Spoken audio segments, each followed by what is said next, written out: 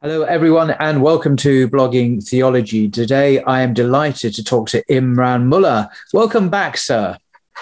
Thank you very much for having me. Imran, as I'm sure you know, is a specialist on Britain's policies towards Muslims domestically, and he has done work assisting award-winning journalist Peter Aborn on research for his forthcoming book, which is entitled The Fate of Abraham, Why the West is Wrong About Islam. Now, that's due to be published next month. Imran has also studied the French attitude to its Muslim population and is particularly interested in France as a comparison with Britain. He is a student of history at Cambridge University and has written for publications including Traversing Tradition, Athwart, and Conservative Home. And you can follow him on his Twitter handle at Osmani268. That's OSMANI 268. So the 2022 French presidential elections took place yesterday with some surprising results.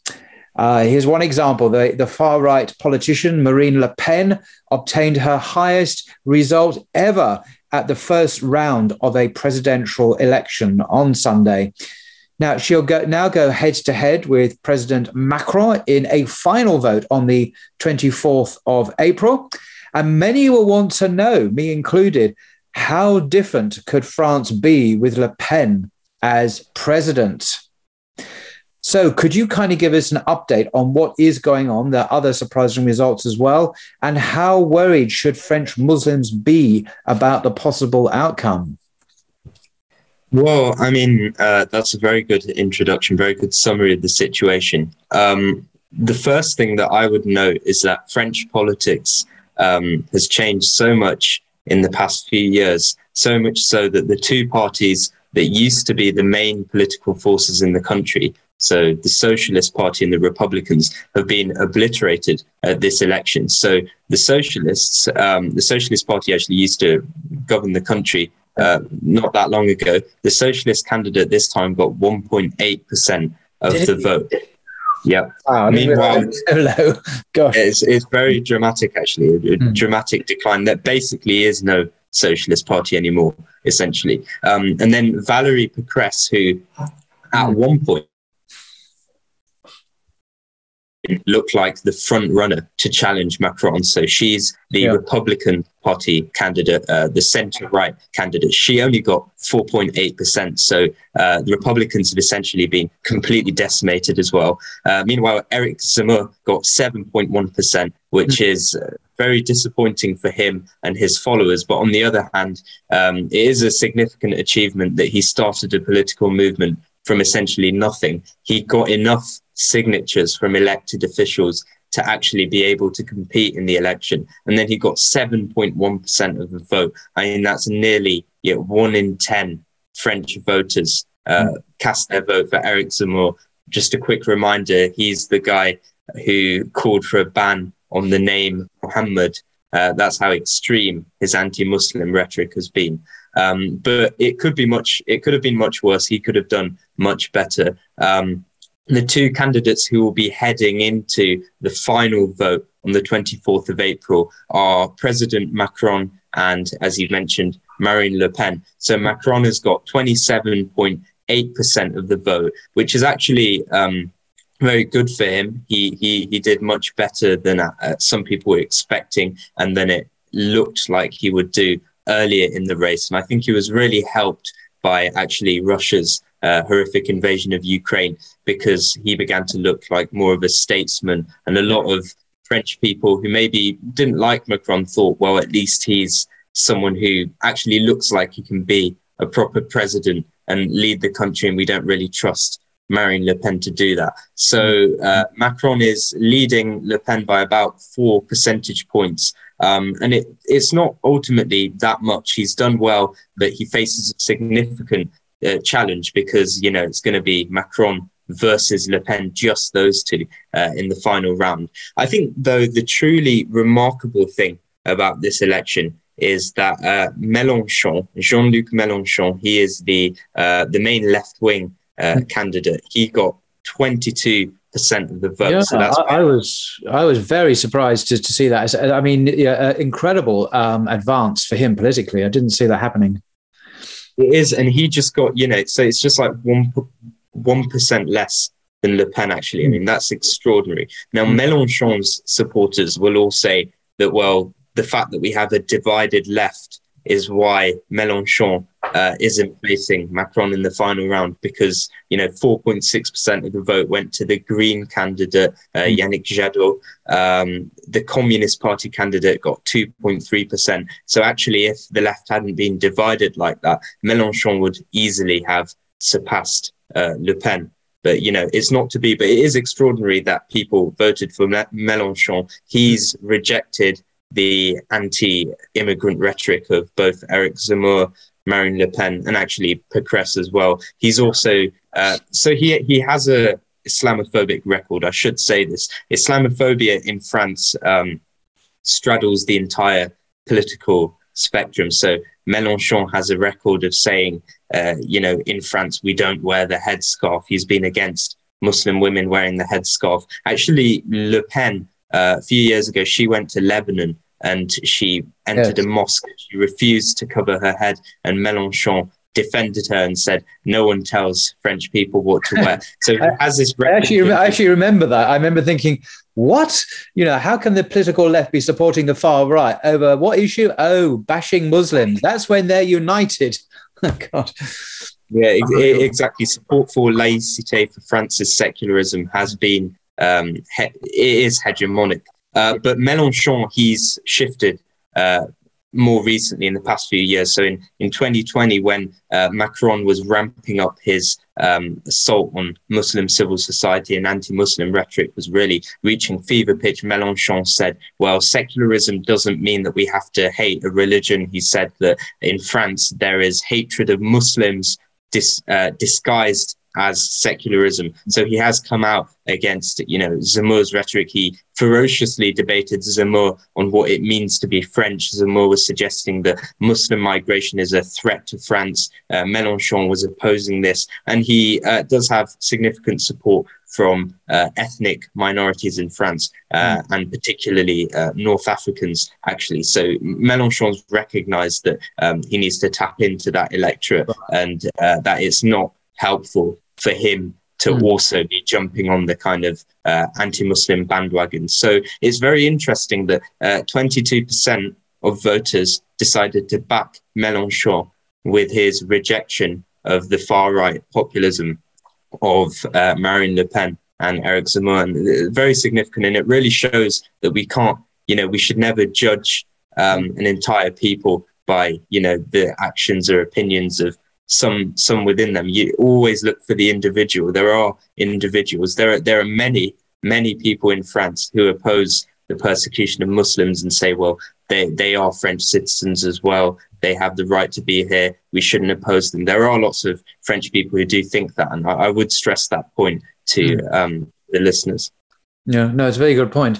And interesting, in my region of France, where I live, in the Gers, which is sort of southwest France, the split in the vote was pretty much the same, actually, in that particular region as it was nationally. And even in my village, the split has been exactly the same.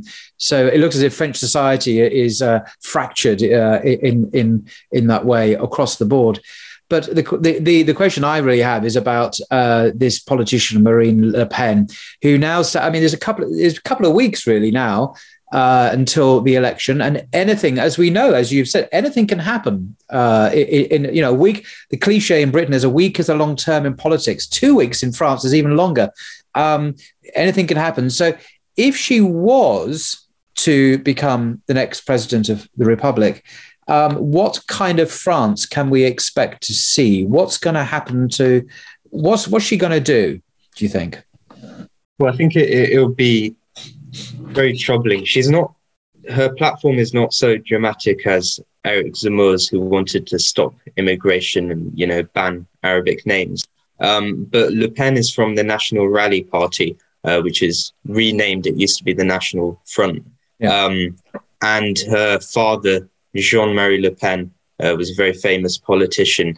Now, this party is a far-right party. Actually, one of their main barriers still today is that many elderly people in France really see them as having this far-right stigma, because it was known for being a very anti-Semitic party, actually, a couple of decades ago. And this is a party that opposed Algerian independence. So it absolutely opposed France giving up Algeria. So it has that legacy. Le Pen has always been anti-Muslim in her politics, ferociously so.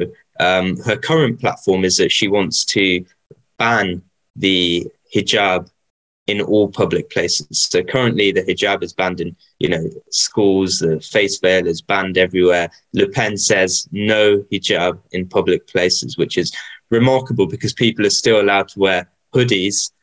So you can cover your head in some ways, but if it's seen as a sign of Muslimness or Islamic practice, then it's unacceptable as far as Le Pen. But that will result in mass persecution of Muslims in France. I mean, in my kind of subjective impression, I don't get the impression that Muslim sisters wear the hijab as much as they do in Britain. I mean, in my area, kind of around Toulouse and that. But nevertheless, it will. If the police have to enforce this, that means they're going to be basically agents of persecution on a massive industrial scale, targeting Muslim women and forcing them to deny their faith by taking off what is very, in a sense, trivial. A headscarf is not a big deal. And it would just, it would almost be like civil war. It would be unspeakable in an allegedly modern liberal democracy in the West. For that to happen, just reminds me of similar incidents in the 1930s even. It would just be absolutely extraordinary. I just can't imagine how it would work in practice, as I'm trying to say. Neither can I, actually. And it would be forced assimilation. It would make life unlivable for many women across the country. Actually, they'd have to make that decision. For the police, it would be an extraordinary task. I mean, one can imagine that what would actually happen is that in many areas where there are lots of Muslims, women actually would walk around still wearing the headscarf. And, and then a police car would come past and everyone would say, look, police. And you can imagine it would be absolute chaos and people would resist it reasonably. They wouldn't want to just sort of obey. Everyone wouldn't say, yes, this is fine. But there'd also be significant pushback from the judiciary. I think the machinery of the state would be against Le Pen if she came into power and wouldn't allow her to actually implement some of this more extreme stuff. So there is that hope, because these people don't agree with Le Pen's platform. And actually, the judiciary has a record of sometimes actually reining in some of the extreme populism and saying that, no, this is discrimination, this isn't fair. So there is that hope that a lot of Le Pen's platform would be unworkable and that she wouldn't be able to do it. But imagine being a Muslim and having a president who wants to do that stuff, even if it's not actually being implemented. It's still very significant. And then you can imagine how the rhetoric might escalate as well. But Le Pen, she also has other policies targeting Muslim, and she has blatantly nativist policies. So she says we should prioritize native French citizens when it comes to healthcare and housing and that kind of thing. I mean, all this would be absolutely unthinkable in Britain. You couldn't, even the Conservative government, you couldn't imagine them saying anything like that. It'd be completely beyond the pale, but that is being proposed by Le Pen. She's also saying something extraordinary, which is that we should strip French citizenship from those who espouse extreme Islamist views. Now, the problem is that, how is extreme Islamist being defined? Because Le Pen defines Islamist as, just conservative Muslim practice and defending the hijab, for example. Well, women have a right to wear hijab. Extreme radical, strip him of his citizenship. But by the way, a lot of Muslims are obviously in France, are born in France, stripped them of their citizenship. Where are they going to go? Iceland, Norway. I mean, seriously, I mean, where do you go to a stateless person who's actually born in the country you've just taken his country from? I don't get the logic of that. Anyway. It's a completely unworkable plan, and it sends a quite chilling message to to Muslims that they're not as French as other people, because their citizenship is conditional on them actually having the right views. So it's an extreme implementation of thought crime, actually very, very worrying for French Muslims. So the platform it's not quite as extreme as Zemmour's, and she hasn't exactly prioritized discussion of Islam in her election campaign, because she's wanted to distinguish herself from Zemmour. So she's wanted to say, well, Zemmour's the kind of the crazy far right one that you should be scared of. Compared to him, I'm reasonable. I have all these views on the economy. She does have lots of other policies, economic policies, but there is this core anti-Muslim impetus to Le Pen's politics that I think people should be very worried about. Doesn't she want to get France out of NATO and possibly out of the EU as well? I mean, she's gone back on some of those older points. She used to be anti-EU. Now she's given up on that, because it was proving a lot of these positions were just proving too toxic.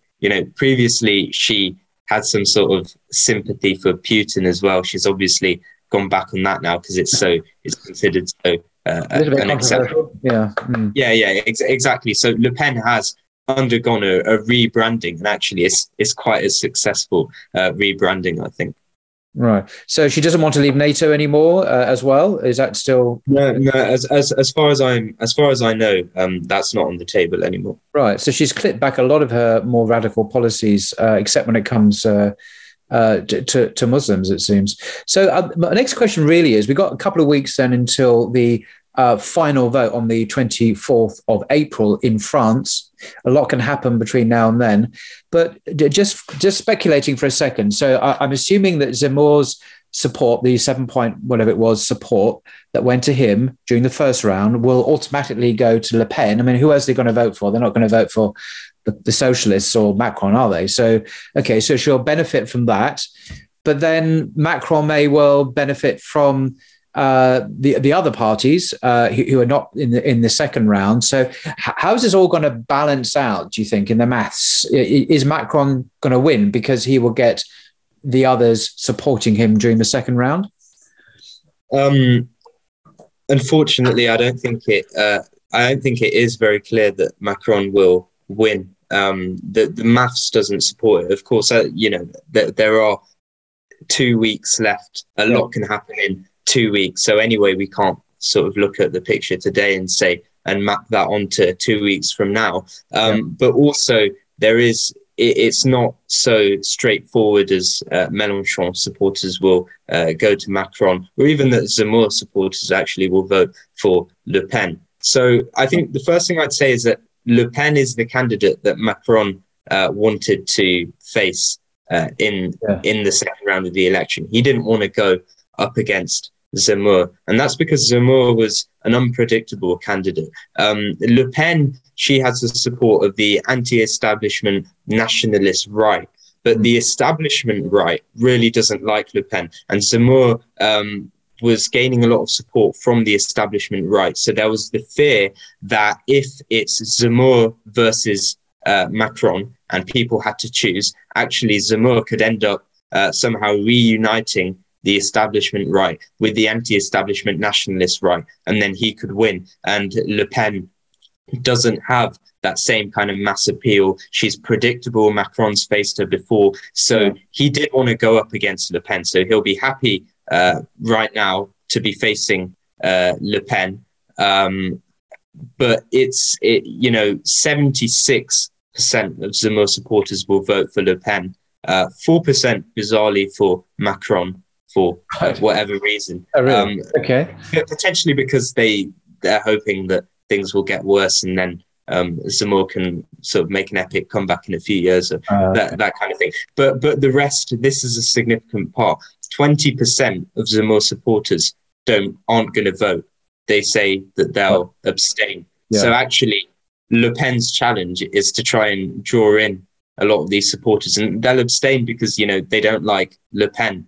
A lot of these Zemmour supporters. Why don't they like Le Pen? I mean, basically, they're kind of cut off from the same cloth, aren't they? They're not that different. So why on earth would they not vote for Le Pen to keep out Macron? I don't see what's the... Le Pen comes from a different political tradition. So, you know, she's seen as quite toxic by many people who sort of revere de Gaulle and, you know, a kind of more traditional establishment vision of France. And the National Front, Le Pen's party, was always sort of defined in opposition to that. And so among elderly voters in particular, they really don't, you know, a lot of them don't like Le Pen because of this connection, whereas Zemmour doesn't have that problem, and that's why they were got all that baggage then that Le Pen, and particularly her father, of course, most famously has. He's his neo-Nazi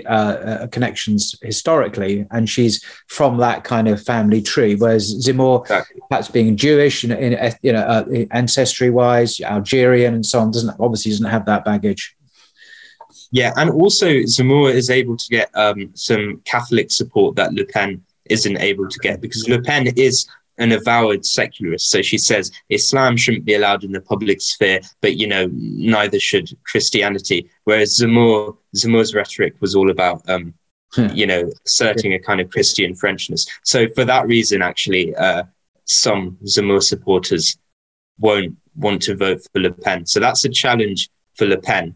Now, Valérie Pécresse, she told her supporters to vote for Macron. So she said, Le Pen, she said this last night. She gave a speech. She said, yeah, I've lost. Le Pen's too extreme, so vote for Macron. But they're not going to do this. 30% of Pécresse supporters will actually abstain. I mean, levels of abstention clearly in this election. But this is the wild card, isn't it? This is the joker in the pack. Abstentions. You can't just, as you've said, you can't just transfer. They voted this way, they're now going to vote this way because that's the natural.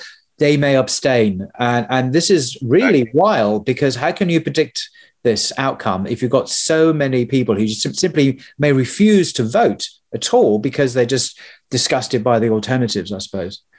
This is why both Le Pen and Macron have to work so hard over the next few weeks to try and, encourage voter turnout, and to say to people who don't want to vote for anyone that you should vote for me. So 35% of Pécresse supporters say they'll vote Le Pen, despite Pécresse saying don't vote for Le Pen. 35% of them say they'll vote for Macron. So it's sort of evenly split. And then you've got the 30% who are going to abstain. So it's not looking too good for Macron in that sense either. Meanwhile, supporters of the Green candidate, a shocking 38% of them say that they'll abstain from voting. So they won't support Macron. Now, we might think, this is strange. But why? Well, that's a question. Why would they not? Because, okay, Macron may be bad, but he's not as bad as the alternative. So why would they sit on their hands and maybe even effectively let Le Pen in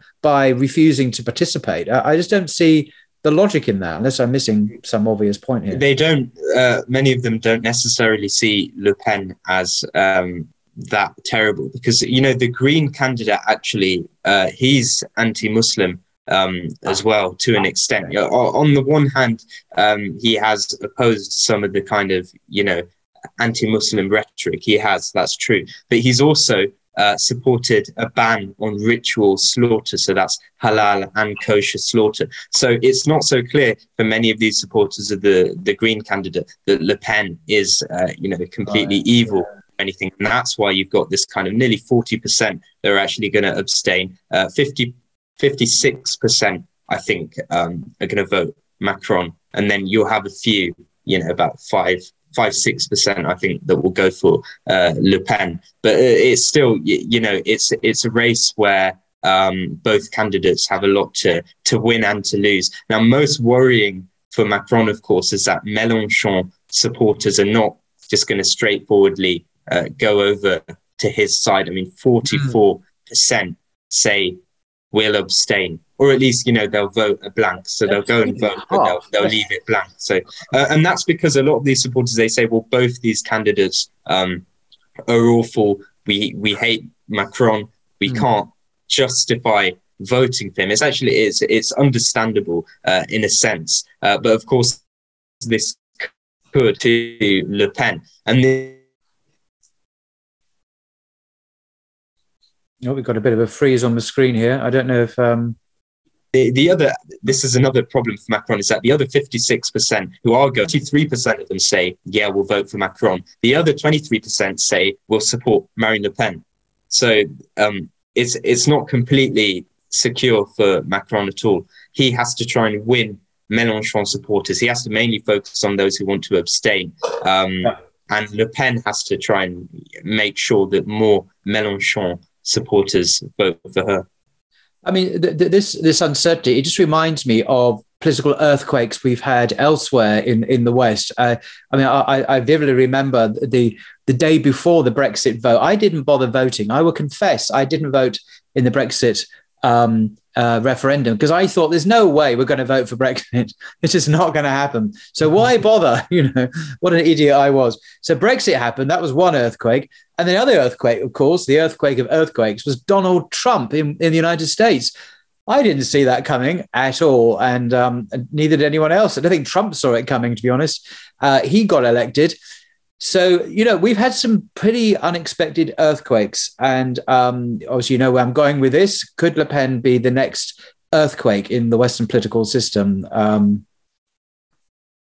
Well, I suppose it's possible. I would still say it's unlikely. She's got an uphill climb. It's Macron's race to lose, but it's definitely possible. So it's something to be worried about and to pray doesn't happen, that there could be some, it's within the margin of error, the polling actually. When you actually poll the voting population and say, who would you vote for, Macron or Le Pen? It's about 51% say Macron, 49% say Le Pen. So it's so close. And actually that is well within the margin of error. I mean, if the polls are just a bit off, if things change in the next 2 weeks, Le Pen could actually end up winning. Now, the challenge and the paradox for Macron is that he decided to combat the far right by adopting a really hardline attitude towards Islam. So under his presidency, there's been a massive assault on Muslim civil society, hundreds of Muslim organizations closed down, all of that. So he sort of moved to the far right on the issue of Islam. And in that sense, the hope is that, this will get rid of some of these fears about Islam among the population. They'll be more willing to support Macron. But actually, paradoxically, what I think it's done is it's normalized Le Pen. So there is no longer this kind of toxic cloud around Le Pen that you couldn't possibly vote for her. She's beyond the pale. Now it's like, well, even the president is implementing some of these policies that a few years ago would have been unthinkable. So Le Pen's anti-Muslim policies are just sort of the logical next step. So we've actually seen the normalization of Le Pen's previously toxic. And this is different, because I remember the last time round when these two characters faced each other in the presidential election, the toxicity of Marine Le Pen was a big problem, a big issue. And I think it obviously probably sunk her in the end. But now you're saying that the normalization of the rhetoric through Macron's perhaps ill-conceived taking over some of her ground and making it mainstream, she's now become more of a respected figure. And her campaign has focused, as you say, on much more mainstream issues like the economy, standard of living, and other issues that voters also care about. So this is different, I think, isn't it? This time round, same guys, slightly different way, of different feel about it. And it's to her advantage, I think you're saying, this time round, because she's no longer got this edge that perhaps would put people off. Now she's almost mainstream, you seem to be saying. Yeah, and especially because Eric Zemmour has outflanked her on the far right. So now Eric Zemmour seems like the far right candidate with all the extreme anti-Muslim policies. And Le Pen is, and then you've got Macron. So Le Pen is sort of in the middle. She's saying, well, actually, I have the moderate stance on Islam now. That's how far to the right France has lurched.